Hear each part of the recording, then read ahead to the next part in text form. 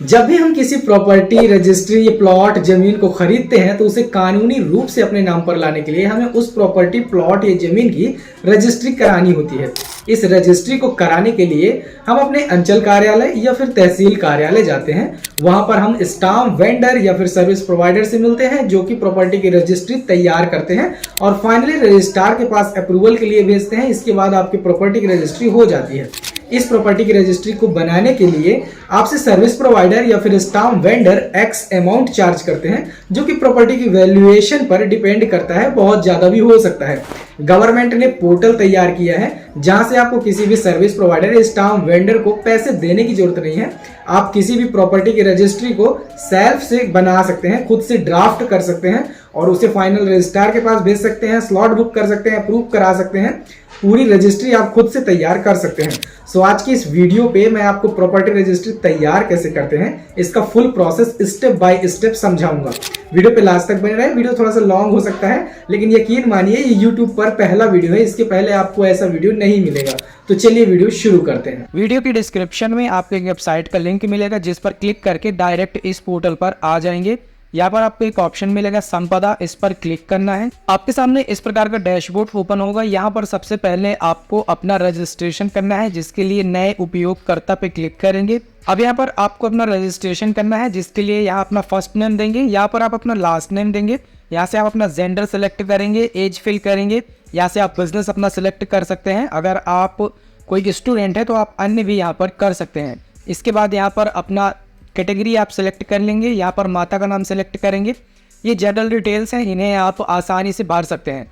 Main चीज़ है यहाँ पर आपको एक यूज़र नेम क्रिएट करना है जिसके लिए यहाँ पर पूछा जा रहा है कि यूज़र नेम बनाए, तो कोई आप एक यूज़र नेम बना लेंगे और उपलब्धता पर क्लिक करके उसे चेक कर लेंगे कि वो अवेलेबल है या नहीं है। जैसे कि मैंने यहाँ पर XYZ डेमो लिख के उपलब्धता पर क्लिक किया तो आप यहाँ देख सकते हैं यूज़र नेम इज़ अवेलेबल, यानी कि आपका यूज़र नेम जो है वो अवेलेबल है। इसके बाद यहाँ पर पासवर्ड क्रिएट करना है। इसके बाद यहाँ पर नेक्स्ट आपको एक क्वेश्चन सिलेक्ट कर लेना है जो कि फॉरवर्ड पासवर्ड करने में मदद करेगा और इसके बाद यहाँ पर कैप्चा फिल करके पंजीकृत करेंगे तो आपका यहाँ पर रजिस्ट्रेशन सक्सेसफुल हो जाएगा। अब यहाँ पर आपको अपना यूज़र नेम फिल करना है और यहाँ पर पासवर्ड फिल करना है जो कि आपने अभी अभी बनाया है। इसके बाद ये पोर्टल आप किस लैंग्वेज में एक्सेस करना चाहते हैं वो आप सेलेक्ट करेंगे, जैसा कि हमने इंग्लिश सेलेक्ट किया। इसके बाद कैप्चा फिल करेंगे और लॉगिन होने के बाद इस प्रकार का डैशबोर्ड आपके सामने आएगा। यहाँ पर आपको अपनी प्रॉपर्टी रजिस्ट्री बनाने के लिए एक रजिस्ट्रेशन प्रोसेस मिलेगा। यहाँ पर रजिस्ट्रेशन इनिशिएशन का एक ऑप्शन मिलेगा, एक आपको ऑप्शन मिलेगा इनिशिएट रजिस्ट्रेशन एप्लीकेशन, इस पर आपको क्लिक करना है। अब आपको यहाँ से अपना डीड टाइप सिलेक्ट करना है कि आप किस प्रकार का ये डीड बनाना चाह रहे हैं, जैसे कि कंपनी शेयर या पार्टनरशिप के लिए बनाना चाह रहे हैं या फिर कोई इमूवेबल प्रॉपर्टी से रिलेटेड बनाना चाह रहे हैं यहाँ पर आप डीड, या फिर आप कोई बैंक लोन से रिलेटेड बॉन्ड बनाना चाह रहे हैं वो आप यहाँ से सिलेक्ट कर सकते हैं। हमारे केस में हम प्रॉपर्टी की रजिस्ट्री बनाना चाह रहे हैं तो डॉक्यूमेंट इन्वॉल्विंग इमूवेबल प्रॉपर्टी इसे सिलेक्ट करेंगे। इसके बाद नीचे डीड टाइप में आप सिलेक्ट करेंगे कि किस प्रकार की डीड है, आपका गिफ्ट डीड है, पार्टनरशिप की डीड है, पार्टीशन है, रिलीज डीड है, ट्रस्ट की डीड है या फिर सर्टिफिकेट ऑफ सेल है। तो जैसे प्रॉपर्टी बेचने के लिए है तो सर्टिफिकेट ऑफ सेल यहाँ से सिलेक्ट करेंगे। इसके बाद यहाँ पर अदर डिटेल्स में do you want to avail any kind of exemption, अगर आप किसी प्रकार का फ़ायदा लेना चाह रहे हैं, अगर आपके पास कोई छूट से संबंधित चीज़ें हैं तो आप इसे चेक करेंगे, नहीं तो नेक्स्ट पे क्लिक करेंगे। नेक्स्ट इस प्रकार का मैप आपके सामने आएगा। अब यहाँ से आपको उस डिस्ट्रिक्ट को सेलेक्ट करना है कि आप किस डिस्ट्रिक्ट की प्रॉपर्टी की रजिस्ट्री कराना चाह रहे हैं या बनाना चाह रहे हैं। फॉर एग्जाम्पल हमने ये सिलेक्ट कर लिया। अब आपको यहाँ से अपनी प्रॉपर्टी वैल्यूएशन कैलकुलेट करनी है जिसके लिए सबसे पहले यहाँ से तहसील, एरिया, सब डिस्ट्रिक्ट, पटवारी हल्का, विलेज और प्रॉपर्टी टाइप यहाँ से सेलेक्ट करेंगे। फॉर एग्जांपल हमारा एग्रीकल्चर लैंड है, हमने ये सिलेक्ट किया। बाकी की डिटेल्स यहाँ पर सेलेक्ट करेंगे और नेक्स्ट पे क्लिक करेंगे। इसके बाद यहाँ पर एग्रीकल्चर लैंड का टाइप आपको सेलेक्ट करना है कि एग्रीकल्चर लैंड डाइवर्टेड है, अनडाइवर्टेड है या डाइवर्टेड अनडायरेक्टेड दोनों है। तो थोड़ा सा इसका मतलब आपको समझा देता हूँ। डाइवर्टेड प्रॉपर्टी वो कहलाती है कि जैसे एग्रीकल्चर लैंड कोई है, इसके बाद अगर उस प्रॉपर्टी पर आपने मकान बना लिया तो उसका डाइवर्शन आपने कराया होगा तो वो डाइवर्टेड लैंड हो जाती है। हमारे केस में उस पर खेती बाड़ी ही होती है तो हम अनडाइवर्टेड सेलेक्ट करेंगे। Is there more than one buyer, क्या खरीदने वाला एक से ज़्यादा है। अगर आपके केस में 2 लोग मिलकर खरीद रहे हैं तो यस करेंगे, नहीं तो नो करेंगे। इसके बाद भू अधिकार ऋण पुस्तिका नंबर आपको यहाँ पर फिल करना है। ये भू अधिकार ऋण पुस्तिका नंबर आपको अपनी लैंड बुक से मिल जाएगा या प्रॉपर्टी बुक से मिल जाएगा। अगर आपको वो नहीं पता कि प्रॉपर्टी बुक या लैंड बुक कैसे निकालें, उसका मैंने वीडियो बनाया है, वो आप चेक कर सकते हैं। इसके बाद नेक्स्ट, अब आपको यहाँ पर एग्रीकल्चर लैंड जिसकी रजिस्ट्री आप कराना चाह रहे हैं उसका खसरा नंबर यहाँ से सेलेक्ट करना है और यहाँ सर्च पे क्लिक करना है। नेक्स्ट आपके सामने प्रॉपर्टी की सारी डिटेल आ जाती है कि प्रॉपर्टी का भूमि स्वामी या ऑनर कौन है। जैसे यहाँ पर देख सकते हैं इतने सारे ऑनर हैं। इसके बाद यहाँ पर नेक्स्ट है, do you wish to transact whole area received from land record corresponding to particular खसरा, और do you wish to transact partial area received from land record corresponding to particular खसरा। यानी कि क्या आप बेचने के लिए पूरी ज़मीन को कंसिडर करना चाहते हैं या फिर कुछ भाग ही आप इस प्रॉपर्टी से बेचना चाह रहे हैं। कई बार ऐसा होता है कि एक प्रॉपर्टी से आधा भाग बेचा जाता है और आधा भाग नहीं बेचा जाता, लेकिन हमारे केस में पूरा भाग बेचा जा रहा है, तो हम इसे सेलेक्ट करेंगे।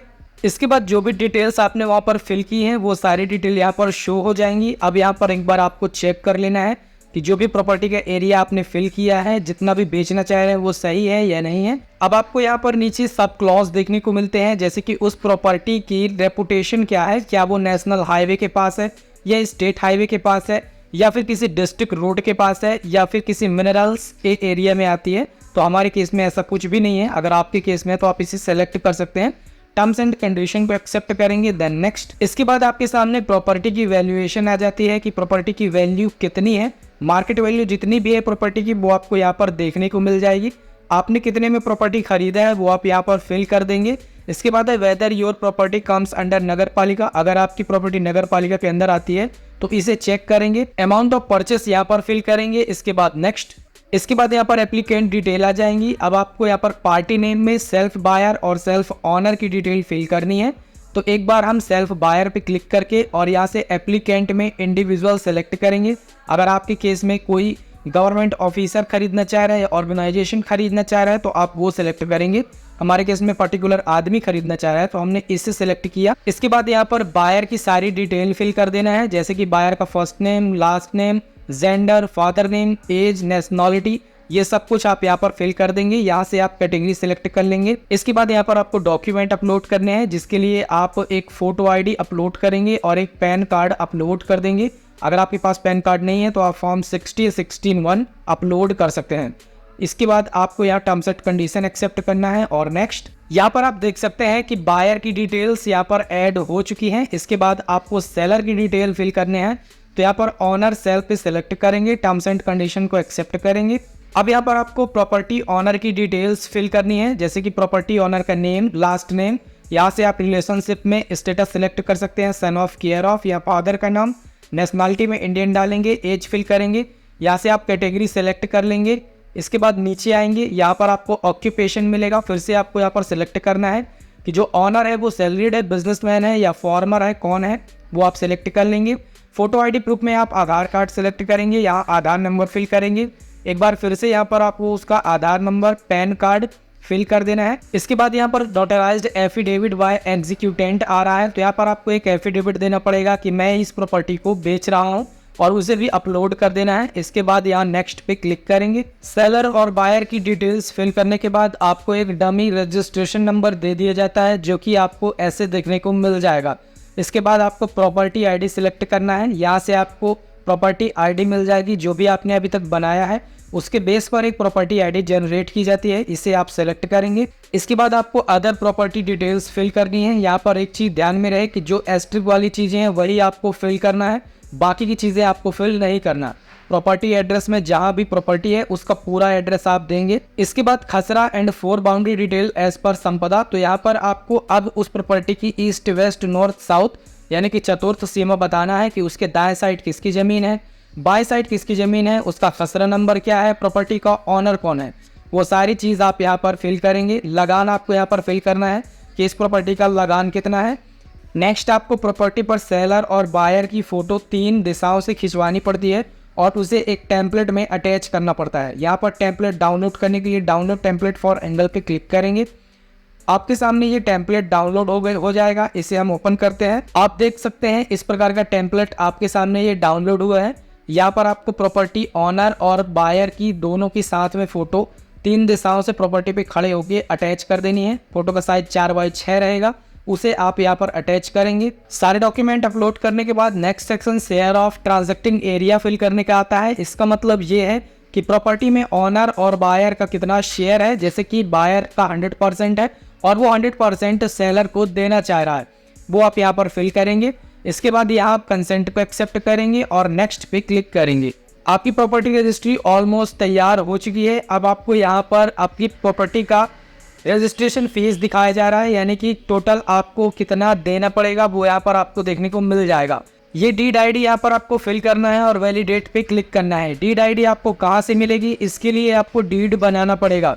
डीड बनाने के लिए रजिस्ट्रेशन प्रोसेस में जाएंगे, डीड ड्राफ्ट में जाएंगे और क्रिएट डीड पे क्लिक करेंगे। यहाँ से अब आपको डीड बनाना है कि आपको इस टाइम के लिए है या रजिस्ट्रेशन प्रोसेस के लिए। तो रजिस्ट्रेशन प्रोसेस के लिए यहाँ पर सिलेक्ट करेंगे। यहाँ पर आपको जो एप्लीकेशन आईडी ऊपर मिली हुई है उसे फिल करना है और वैलिडेट पे क्लिक करना है। जैसे ही आप एप्लीकेशन नंबर फिल करके वैलिडेट करते हैं, आपकी जो रजिस्ट्री आपने तैयार की है जो डिटेल के साथ, वो सब कुछ यहाँ पर आपको शो हो जाता है। यहाँ पर आपको प्रॉपर्टी की डिटेल्स भी मिल जाती हैं। अब आपको यहाँ पर टोटल पेएबल ड्यूटी मिलेगी और यहाँ पर रजिस्ट्रेशन फीस कितनी है वो आपको देखने को मिल जाएगा। यहाँ पर आपको स्टाम्प ड्यूटी वगैरह सब कुछ देखने को मिल जाता है। अब यहाँ पर डीड कंटेंट में आपको ये फिल करना है कि डीड किसने बेची है और किसको बेची है, किन गवाहों के बीच में बेची है, वो सब कुछ आप यहाँ पर लिख सकते हैं। जैसे कि आप यहाँ पर इस डेमो में देख रहे हैं, इस डेमो में जैसे ये बताया गया है कि इस प्रॉपर्टी को इतने में, इस दिन के अंदर इतने क्षेत्रफल में से इतना बेचा गया, तो यही सारी चीज़ आपको यहाँ पर लिखना होता है। ये आप अगर फर्स्ट टाइम कर रहे हैं तो किसी स्टाम्प ड्यूटी या फिर किसी रजिस्ट्री की ऑलरेडी देख कर लिख सकते हैं। इसके बाद फिनिश, आपको एक डीड नंबर मिल जाता है, इसी डीड नंबर को आपको वहाँ पर फिल करना है। तो इसे आप लिख कर रख लीजिए क्योंकि ये कॉपी पेस्ट नहीं होता है। इसके बाद फिर से इसी एप्लीकेशन पर आएंगे। यहाँ पर आपको डीड आईडी नंबर फिल करना है, वैलिडेट करना है, यहाँ पर कंसेंट को एक्सेप्ट करना है और आप इसका पीडीएफ भी प्रिंट कर सकते हैं या फिर आप इसकी जो स्टाम्प ड्यूटी है वो यहाँ से पे कर सकते हैं और स्लॉट बुक कर सकते हैं। जैसे कि हमने यहाँ पर डीड आईडी नंबर फिल करके डीड भी अपलोड कर दिया है, हमने डेमो यहाँ पर लिख दिया है। अब यहाँ पर जैसे आप देख सकते हैं कि जो भी बैलेंस अमाउंट दिख रहा है उसे आपको पे करना है या फिर आप इसका पीडीएफ भी डाउनलोड कर सकते हैं कि आपने प्रॉपर्टी रजिस्ट्री कैसे बनाई है। इसके लिए आप प्रिंट टू पीडीएफ करेंगे तो आपका पीडीएफ यहाँ से जनरेट होकर डाउनलोड हो जाएगा। अगर आप ये श्योर करते हैं कि आपने सारी डिटेल्स सही भरी हैं और आपकी डिटेल्स पूरी एक्यूरेट है तो इसे आप यहाँ से पे भी कर सकते हैं। लेकिन रजिस्ट्री बनाने का काम थोड़ा सा पेचीदा तो होता है और यहाँ पर आपको ध्यान में रखकर सारी चीज़ करनी होती है।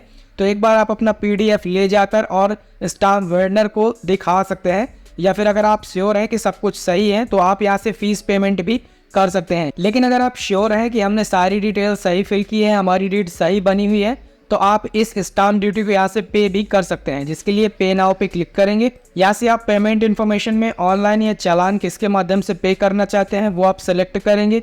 जैसे ऑनलाइन हम करना चाहते हैं, अब इसके बाद पे ऑनलाइन पे क्लिक करेंगे। इसके बाद आपको यहाँ पर डिटेल्स फिल करनी है कि आप क्यों ये पे करना चाह रहे हैं। ऑफिस का नेम आप यहाँ पर सेलेक्ट करेंगे। तो यहाँ से आप जिस रजिस्ट्रार ऑफिस में रजिस्ट्री कराना चाह रहे हैं उसे सेलेक्ट करेंगे। इसके बाद नीचे आप ट्रेजरी सेलेक्ट करेंगे और यहाँ पर अमाउंट जितना टोटल पेएबल है वो आप फिल करेंगे और नेक्स्ट करके इसे पे कर देंगे। एक बार यहाँ से फीस सक्सेसफुल पेमेंट होने के बाद आपको एप्लीकेशन आईडी के बेस पर स्लॉट बुक करना है, जिसके लिए स्लॉट बुकिंग पर जाएंगे, यूजर स्लॉट रीशेड्यूल पे जाएंगे, एप्लीकेशन नंबर फिल करेंगे और सबमिट पे क्लिक करके आप यहाँ पर अपना स्लॉट भी बुक कर सकते हैं। इसके बाद आप अपनी इसी डीड को जाकर रजिस्ट्रार ऑफिस में रजिस्टर करवा सकते हैं।